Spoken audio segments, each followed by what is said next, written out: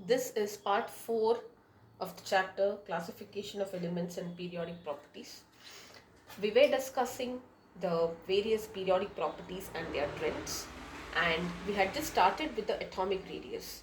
And we also understood that atomic radius is just the distance between the nucleus and the outermost shell, that's the valence shell of an atom. But in practicality, it's very difficult to isolate an atom and calculate the radii. So what we do is, in the case of covalent compounds like homonuclear diatomic molecule like H2O2 and all that, we take the molecule and then we calculate the distance between the two nuclei, that is the internuclear distance, and then divide by 2. That will be the atomic radius. And then we also understood that in the case of metals, the metal are solids most of the time. All the metals are solids for that matter except mercury, and they have a particular geometry. So metallic radius in this case, even though we can, it is little difficult to isolate them because they are very much, they have a unique geometry and they are very much having a particular place in the geometry. They are arranged in such a way that it's not easy to isolate an atom and then calculate the radii. So what we do here is, here also we take the internuclear distance which is separating the metal core. Core, when I say, it's the nuclei. In the crystal, metals usually are found in the crystal. Crystal is a geometry that they have. So just the distance between the two nuclei, separate, divide by 2. That is what gives you the metallic radius. And but if for all practical purposes, and when I say atomic radius, it is like we say covalent and metallic only. So we do not consider, like for the case of metals, what is it, and for the covalent compounds, what is it and all that. Alright, so we, for all practical purposes, we understand it in this way only. Alright, so let us also talk about van der Waals radius now.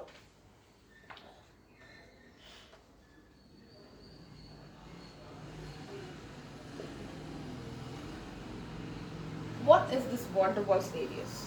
Okay, so it is 1/2 the distance between the nuclei of two adjacent identical atoms which are belonging to two neighboring molecules. Okay, before I come to the definition, it is important that you understand the van der Waals force. Last year you had studied the different bonds, correct? We studied ionic bond, wherein there is transfer of electron happening, like in the case of sodium chloride. So what is holding the sodium and the chlorine atoms together? That's your ionic bond. And in the case of a non-metal and a non-metal, you have the covalent bond. We are going to understand a coordinate bond also this year in the next chapter. But all these forces are within the molecule. That is what is responsible for holding the atoms of a molecule together. But there is another force which is between two molecules. Let us say you have two, this is one molecule of an atom. Okay, so this is one molecule, consider it to be H2O2, whatever it is, and this is the second molecule. Okay, so this is one molecule and this is your second molecule. So you have two molecules like this. The distance between this and this, if I call it as x and y, so xy by 2 is what is your van der Waals radius. So what is that? Half of the distance between the nuclei of two adjacent identical atoms belonging to any two neighboring molecules. So let me write it. Half the distance between the nuclei of two adjacent, look at that, half the distance between nuclei of two adjacent identical atoms to two identical atoms of two neighboring molecules of an element. What is the meaning of this? See, I should be identical. I cannot have HCl and HCl, then they are non-identical, correct? So I can have ClCl because chlorine is in the form of a molecule.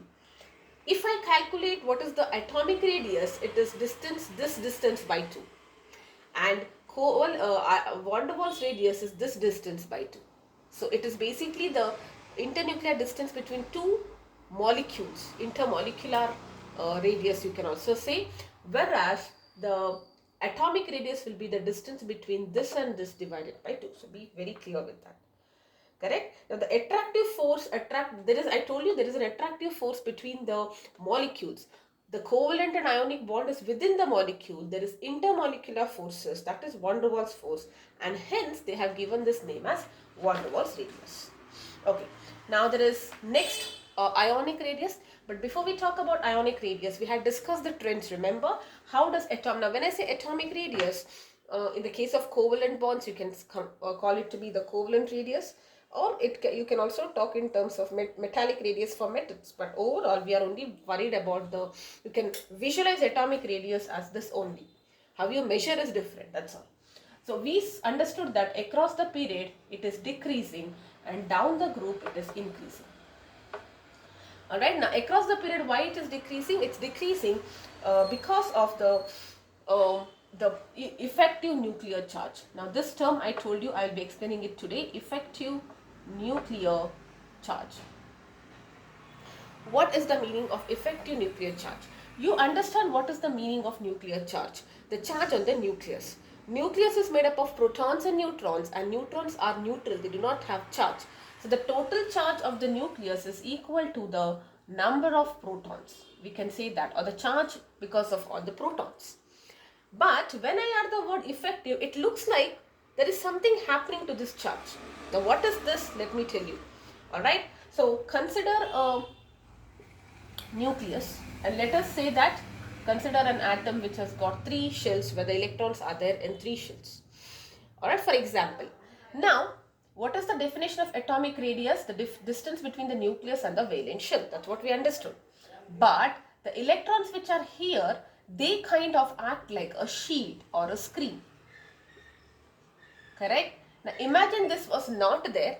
Then the nucleus would have pulled the valence shell towards itself, valence electrons, because this is positive and this is negative, and that resulted in the slight kind of shrinkage in the size, and that's the reason why across the period your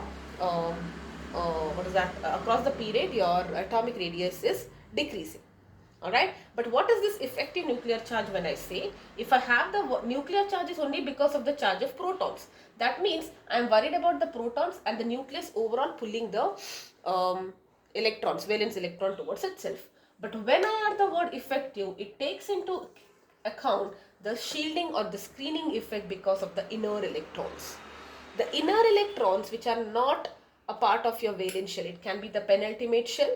Alright, so what happens there is the nucleus, it's like, imagine there is a parent who is trying to pull a child towards him, like not physically but influence, and there are some middle people who are kind of blocking the way. They are like blocking the way, right? They are kind of hindrance, obstruction, correct? They act like a shield. It's just like an umbrella. What happens when you're going out in the sun? You must have seen all this UV, what is that, cream or sunscreen advertisements on TV, that they act like a shield, screen, sunscreen, shield. What is the meaning of that? They shield or they protect you from the harmful radiations of the sun. Exactly the same thing. These electrons, inner electrons, called as a shield, because of which the overall effective charge is slightly reduced. The nucleus were very powerful and they were able to control the valence electron very easily if these electrons were not there. Now, because of these electrons, they are obstructions for the nucleus to pull the valence electrons. So what happens? They act like a shield, because of which it kind of becomes weaker, right? If imagine that sunscreen was not there, if you do not apply sunscreen, the sun radiations would have harmed you. This is kind of hindering the effect of the sun on you, correct? So same thing here. So the overall charge of the nucleus is slightly reduced. That is what we call as effective nuclear charge. It is the total charge in the nucleus minus, so I can say this to be, just for you to understand, it is the nuclear charge minus the shielding effect, and there is way to calculate all the shielding effect. Alright, and the shielding effect also depends on the kind of orbitals and all that. If there are more electrons in the inner thing, and especially if you're talking about, if you go if there are more and more shells, there are more and more electrons, and they will act as a better shield. And the more the shielding effect, the lesser will be the effective nuclear charge, because this is becoming more, correct? Effective nuclear charge reduces, and if the effective nuclear charge reduces, the nucleus is not able to pull it and the atomic size will increase. So overall I can say, if the shielding effect is more, that means if there are more and more electrons, effective nuclear charge will reduce, and therefore atomic size or atomic radii will increase, because there is nobody to pull it. Okay, now what is the bottom line? As and when we go from left to right, that is across a period, we say that what is happening, the effective nuclear charge is increasing, because each time from left to right, the atomic number is increasing across a period, because you have arranged the elements in the periodic table based on the increasing order of the atomic number, correct? And if you say atomic number is increasing, it also means that nuclear charge is increasing. And each time there is an electron, the inner electrons are acting like a shield. I can also say that effective nuclear charge is increasing. And if the effective nuclear charge is increasing, that means the atomic size is reducing, and that's the reason it reduces. But what is the exception in the outermost, that is the noble gases? I told you it goes on decreasing, and from fluorine to neon it increases. The reason is because the electrons are completely filled in the case of your neon noble gases. They're completely filled, as such they are more stronger, correct? Because there are more electrons now, the shielding effect is comparatively higher, and that's the reason the atomic size will increase when you come to the noble gases. Now what happens if you go down the group? See, whenever you go down the group, I told you, you talk about the number of shells. The shells will be increasing. First period has only one shell, 2 shells, 3 shells, 4 shells. We know this part. So it looks like, the distance is increasing, which is correct. But what about effective nuclear charge? That is also increasing. Because now if you're talking about third shell, the nucleus is more stronger here. Think about lithium. Lithium is 3, sodium is 11, potassium is 19. So the effective nuclear charge is greater, because here also you have more electrons and they are acting as shield. The nuclear charge is also more in the case of potassium. The effective nuclear charge is also more, because more is the shielding effect. Overall, the effective nuclear charge is more, so that means it should reduce, just like what is happening here. But there is extra factor when you go down the group, and that is more dominating. Though there is an increase in the effective nuclear charge, the change in the shell, there is an extra shell added which has a greater effect, and therefore the effective nuclear charge effect is not very significant in comparison with the addition of a new shell. So that's the reason we kind of ignore this effect when we talk about going down the group. And this is not just in the case of atomic radii, it's for all the periodic properties. Whenever we go across a period, we always talk about effective nuclear charge, which considers the charge on the nucleus or also the shielding effect because of the inner electrons. And whenever you go down the group, though there is effective nuclear charge which is kind of obstructing, that effect is minimal in comparison with the addition of a new shell. So we say down the group atomic radii increases. Very simple, decreases and increases. Whenever you say left, you will have to talk about effective nuclear charge. Whenever you are going down, you'll have to talk about the number of shells added. Okay, so this is about it. Now let's talk about ionic radii, and that completes the entire atomic radii, and we can go to the next topic, that is ionization enthalpy.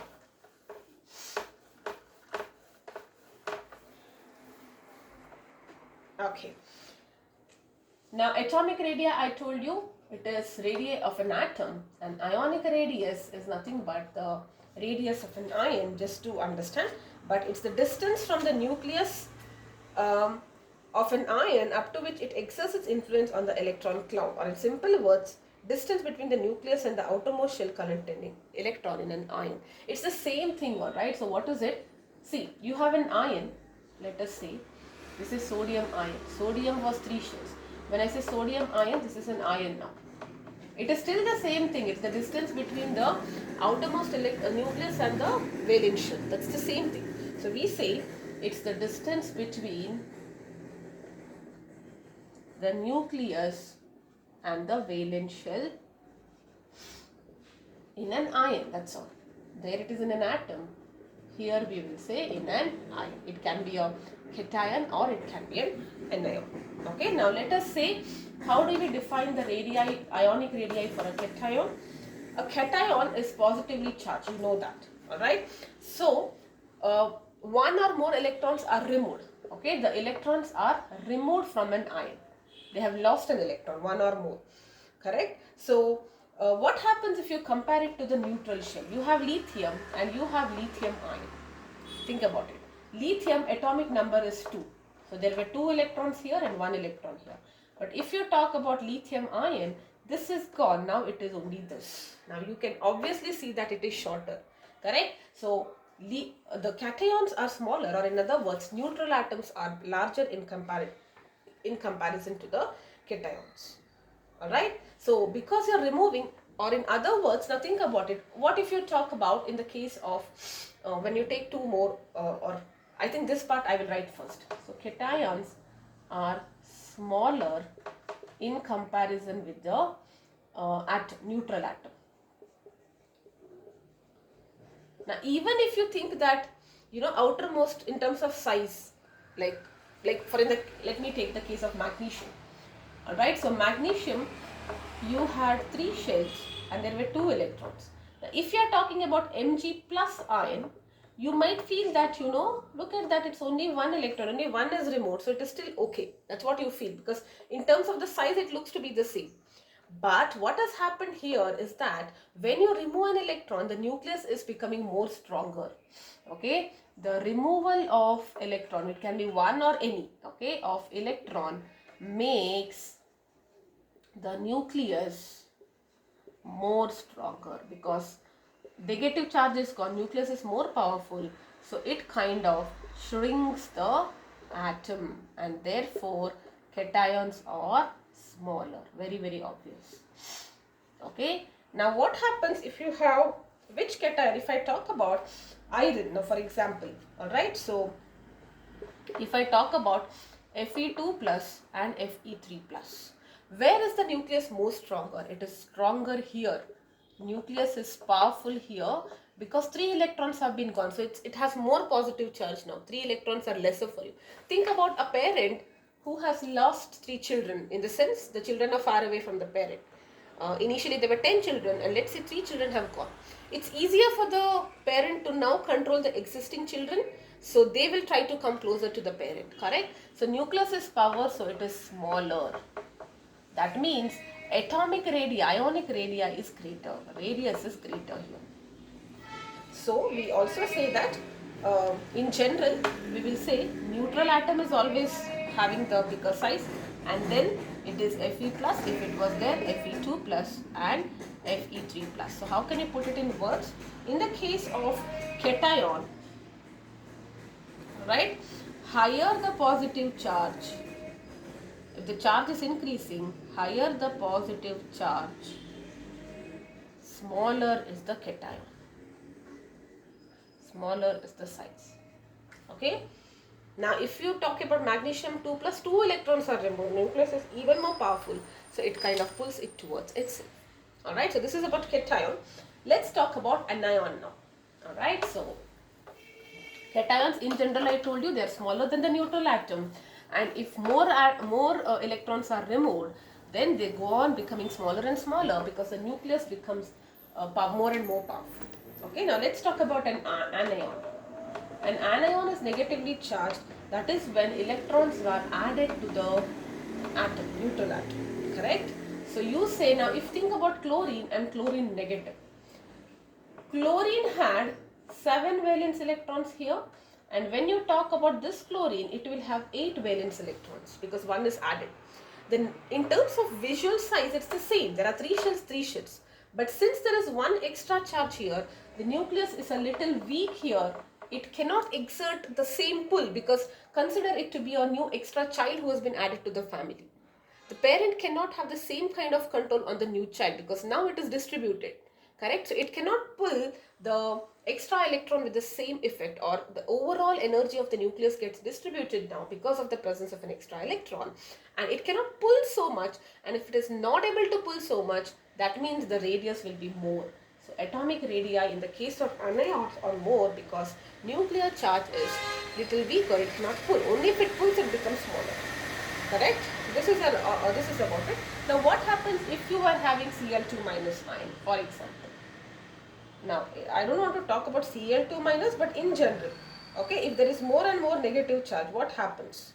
O minus is, maybe I can tell you, right? So O minus and O2 minus, okay, we have understood that this is greater. Now if two children are added, then it's even more difficult. The nucleus is even more weaker, and this is what happens. So how can you say in terms of it? The anions are larger than the neutral atom, correct? And the reason is because the nucleus becomes a little weaker because of a new addition of a new electron, and it is not able to control pull. The nuclear pull is becoming a little weak, so the size is becoming more. And as the charge increases, okay, as the charge increases, in the case of anions, size also increases. It was opposite in the case of cation. If the charge is increasing, the nuclear is becoming more powerful, so it is becoming smaller and smaller. Here it is becoming larger and larger. Alright, so this is it. So let's talk about it. If you are talking, if they give you a range in the like increasing order or decreasing order and all that, isoelectronic, let's take. Alright, so if in the case of isoelectronic ions, what are isoelectronic ions? Ions with the same number of electrons. Okay, like for example, if you say Na plus, Mg2 plus, Al3 plus, N3 minus, or let me put carbon also here, okay, N3 minus, O2 minus and F minus. They are all isoelectronic because look at that, 11 minus 1, 10, 12 minus 2, 10, 13 minus 2, 3 electron, 13 minus 3, 10.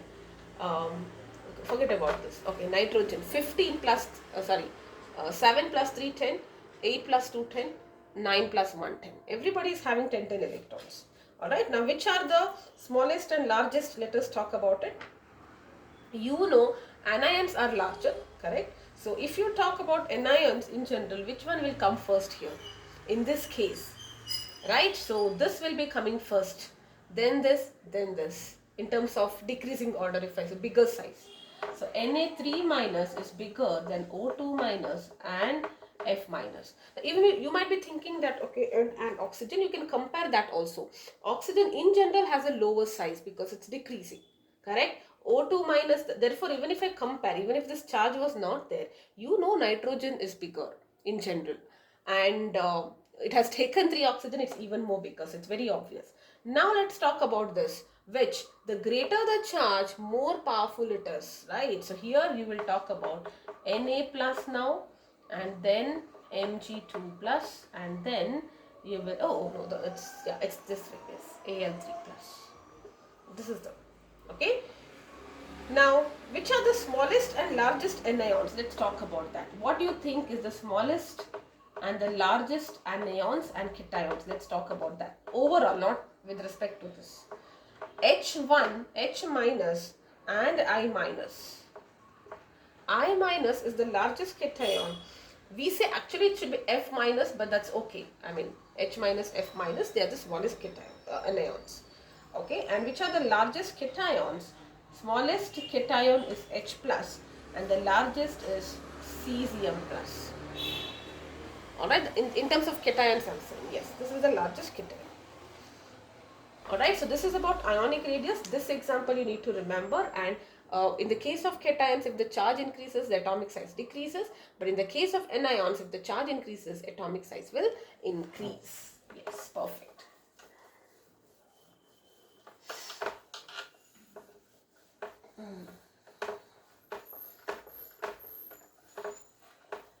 That completes the atomic radii. That's the first property. Let us now understand the ionization enthalpy.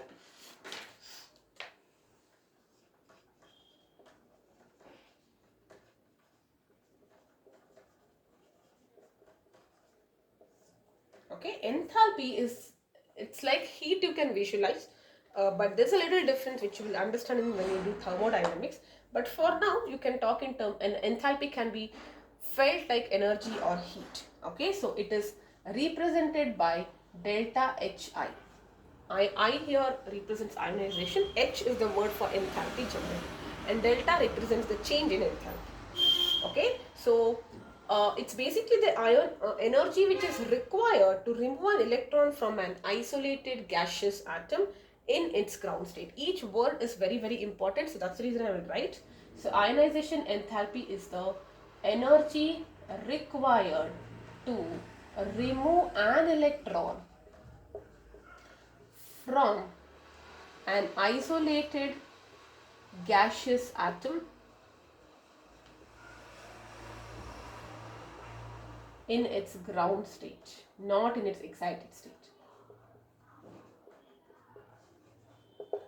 Okay, so what is the meaning of this?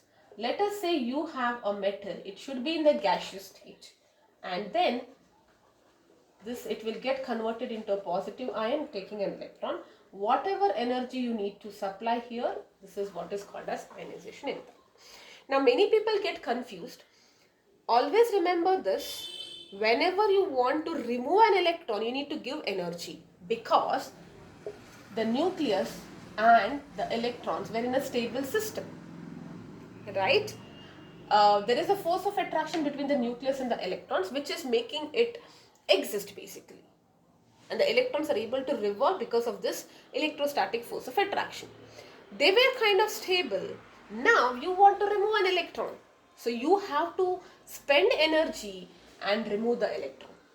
That's why whenever you are removing an electron, energy is required. On the whole, when you are adding an electron, it will release energy, because when you are adding an electron, it has to absorb that electron. It is not like you add and you are okay, fine. Once the electron is added, in the case of anions, especially when electron is added, it feels happy about it and it will start releasing energy.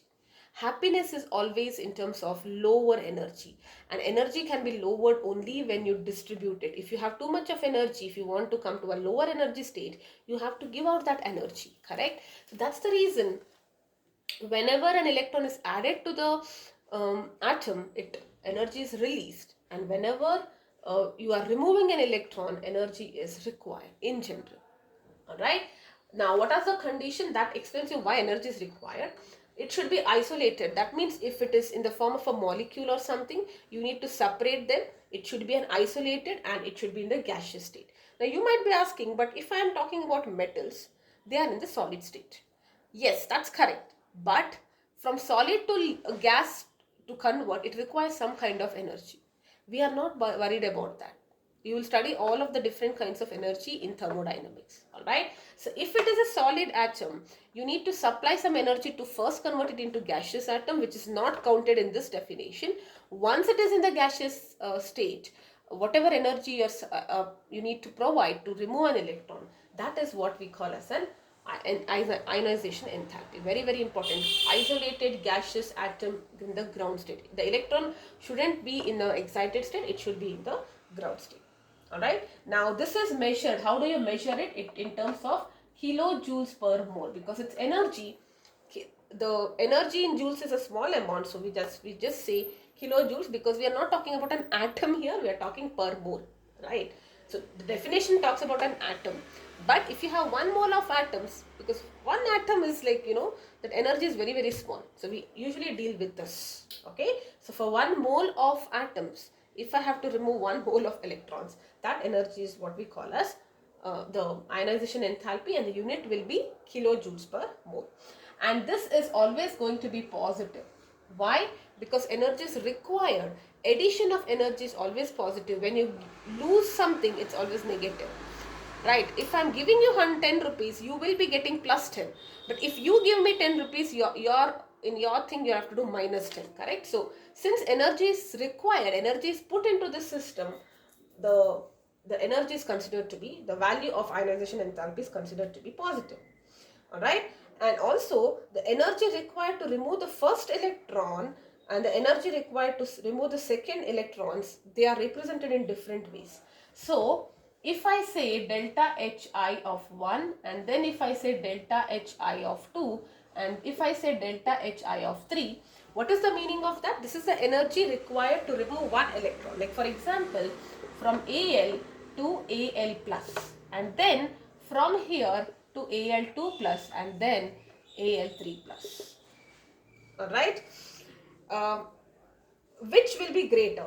This is always going to be greater. Why? Because the moment you remove one electron, it is like a child, one child is lost, the parent is now becoming more stronger, it will try to protect the very child. Or in other words, you already know this, the atomic size is decreasing now because it has become a cation. And in this case, it's even more decreasing. So you have to supply more energy. So delta I3 is always greater than delta I2 and delta I1. Okay. So and in terms of reactivity, we also say that lower the value of ionization enthalpy, that is delta Hi, highly reactive it is. The reason is because if the element has to react, that means it should easily be converted into an ion. Highly reactive means it's easy to convert into an ion. Correct? And when it is more easier, if you require very less energy, you supply little energy and it will become an ion. That means low ionization enthalpy. The lower it is, higher is the reactivity. Now let us talk about the factors affecting the ionization enthalpy. First is the atomic size. Alright, atomic size increases across the period. If you're talking about atomic size, across the period it increases. What is that here? 1 minute. Yeah, atomic size will decrease across the period. Correct? Yes, sorry. Atomic size, if you're talking, okay, atomic size across the period, if you go, it decreases because the effective nuclear charge is more and it kind of shrinks. But if the atomic size is lesser, that means the electron is more closer to the nucleus, it is very difficult for you to remove. Correct? So you say ionization enthalpy will be increasing across the period. It is very opposite to this. Let me write it like this. If you go from left to right, you will say atomic size decreases, ionization enthalpy will increase. Think about it. So even if you're talking about any period like sodium, magnesium, aluminium and all that, okay, it is, you can also understand it in another sense, and after that it is all non-metals like carbon, chlorine and all that.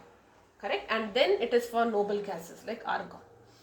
Now we will not even talk about 1 and 2. Alright. So in terms of atomic size, this is greater, this is a little smaller, this is a little smaller and all of that.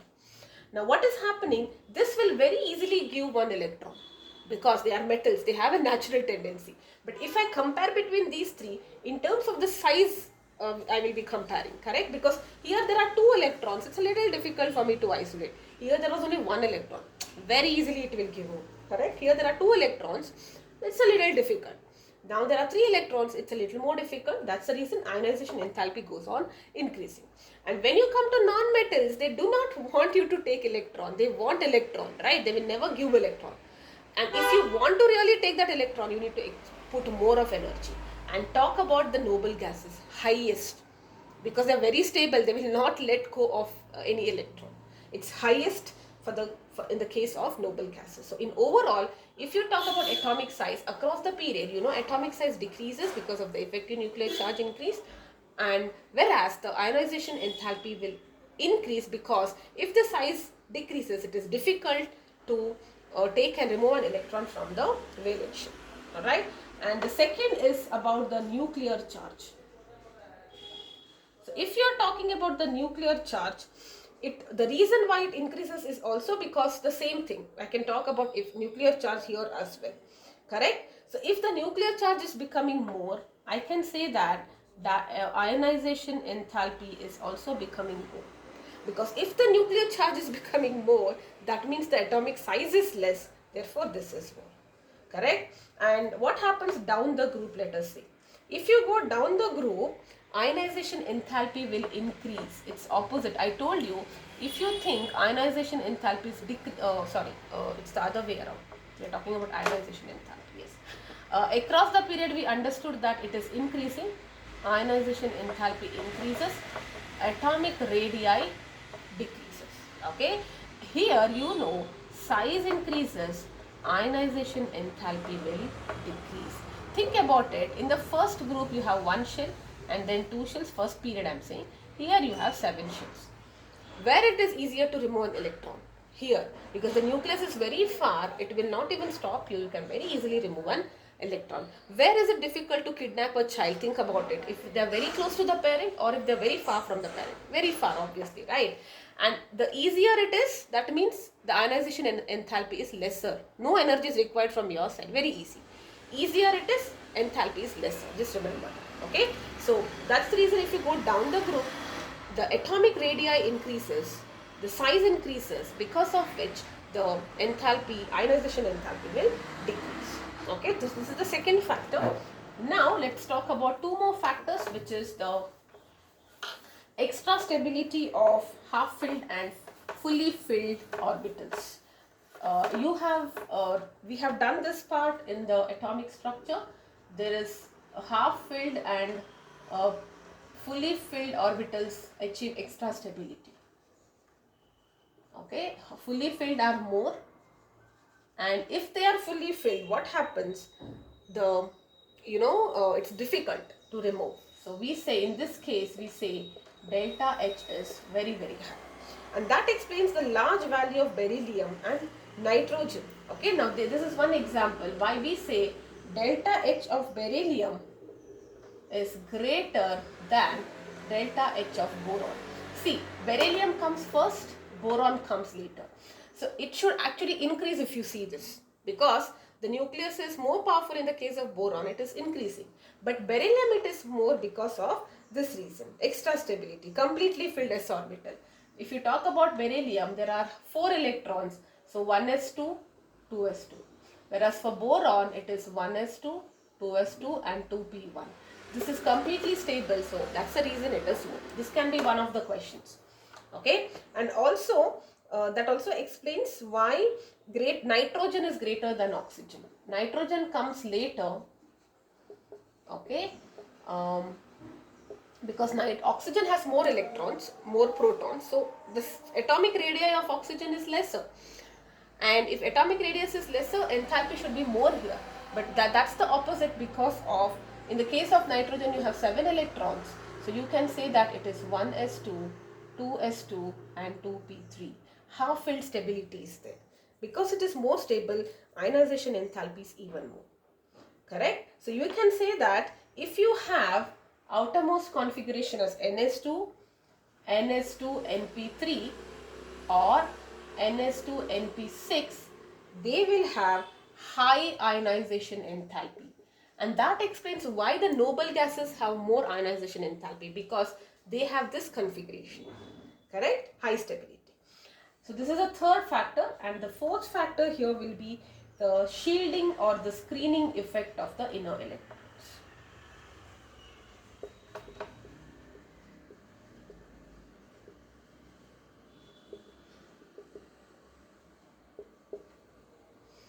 Alright. What is this? I already explained you what is the shielding effect.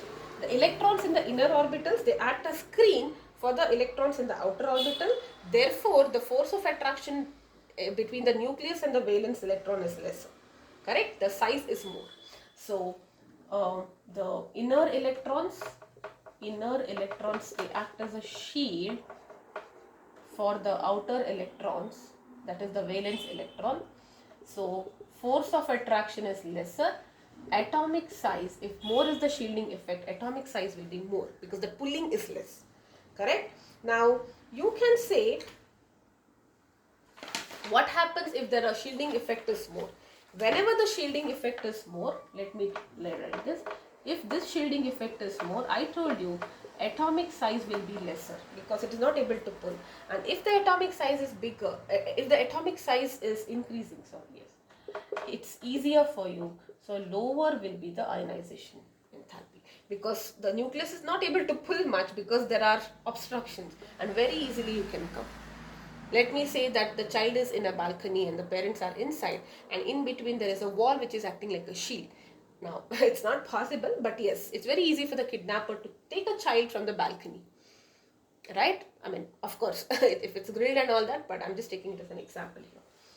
Yes. Alright. Yes, that's about it.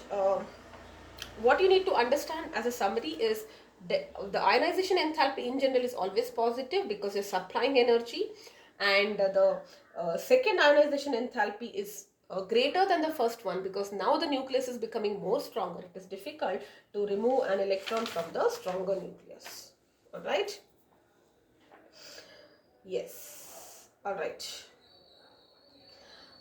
Just to add a few points on the shielding effect. Now this property is done. We are done with atomic radii, wherein we understood covalent, metallic, van der Waals, and also ionic radii, and all the trends. Correct. We also understood what is ionization enthalpy. It's positive and all of that, and the factors affecting the variations also across a period and down the group. Alright, so little more information about shielding effect. I told you the effective nuclear charge, whenever I say it is basically less than the actual charge. Okay, this is the actual charge, and the reason is because of the shielding effect. So I can say effective nuclear charge is actual charge minus the shielding effect. We express this in terms of a shielding constant. Correct. Now, shielding effect will be higher if the inner shells are completely filled. Like if you talk about noble gases, they have the configuration of Ns2 Np6 completely filled. Correct. So there the shielding effect is even more if it is completely filled. Correct. Because you know the electrons are filled completely. More electrons, more is the shielding effect. All right. Now, what happens if you are going across a period? All right. Now, what is happening across a period? Let me take an example: sodium, magnesium, aluminium, and so on. So, if you talk about it, look at that. There is one extra electron here. In the case of magnesium, there are 2 electrons, and there should be electron in it minus. Okay, En, right? So what is happening if you go across a period? Successive electrons will be entering the same principal shell, and the shielding effect of inner electrons does not vary much. See, if you are talking about it, the inner electrons are still the same here. There were 2 electrons here, there were 2 electrons here. Though the number of electrons are increasing, the electrons are added to the outermost shell, and outermost shell, they do not act as a sheet. Correct? So we do not talk about shielding effect much here. Alright, but what happens if you move down the group? Okay, down the group, this is what is happening. Look at that. This shielding effect is very prominent if you talk down the group. Right, as we move down the group, the added electron enters the next level. Correct, a shell is added. The distance of the various electron increasing, shielding effect is also becoming more and more here. And also remember, shielding effect in the case of S will be more than P, will be more than D, will be more than F. Correct. The reason is because S is very small, and if you imagine there is a small room and there are 2 people standing, nothing you can see. And if you talk about P and D, they are in the shape of a dumbbell. So even if there are 1 or 2 here, the available space is even more there. So shielding effect is comparatively lesser. So when an atom or ion has a noble gas structure, the ionization enthalpy will be very, very high. We understood that. The reason is because of the complete stability. Alright, yes. Okay. Also, if you are talking about s orbital, because its shielding effect is more, if you want to remove an electron from an s orbital, you require more energy as compared to p orbital. Okay, and that's the reason why we have all of this. Alright, so that completes the ionization enthalpy. We have to study about electron gain and electronegativity, and then anomalous properties of valency or oxidation states, anomalous property of second period elements, and the periodic trends. Yeah, I think one more session we should be able to complete this chapter.